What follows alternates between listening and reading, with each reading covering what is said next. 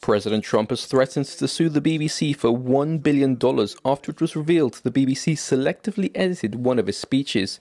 It comes after an internal memo leaked to the Daily Telegraph newspaper exposed a string of failings by the BBC, including edits of a speech made by Trump in Washington, D.C. on January 6, 2021. The BBC's flagship Panorama show was found to have edited two parts of the speech together to make it appear Trump had encouraged the Capitol breach later that day. They played the following clip. We're going to walk down to the Capitol, and I'll be there with you, and we fight. We fight like hell. But that is not what Trump said in the unedited version. Right here, we're going to walk down to the Capitol, and we're going to cheer on our brave senators and congressmen and women.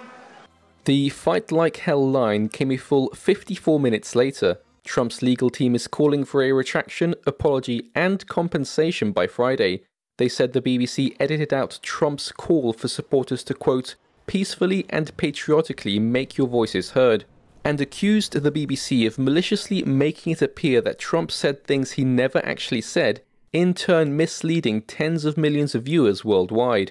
Trump's legal team claimed Trump suffered overwhelming financial and reputational harm as a result.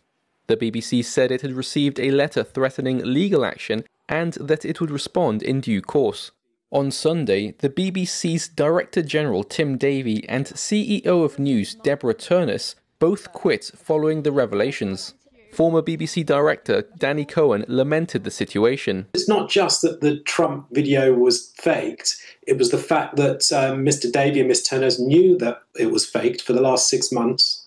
They attended a meeting 6 months ago in May 2025 when it was discussed, and they did nothing about it. They remained silent. The Panorama episode in question was broadcast a week before the 2024 US election.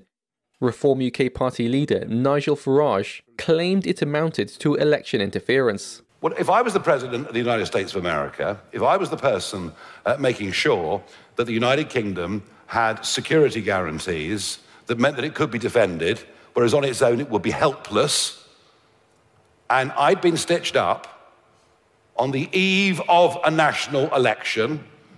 I mean, people talk about election interference. What the BBC did was election interference.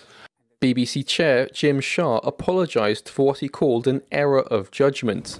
The apologising is for the way the team edited President Trump's speech to his supporters on January the 6th.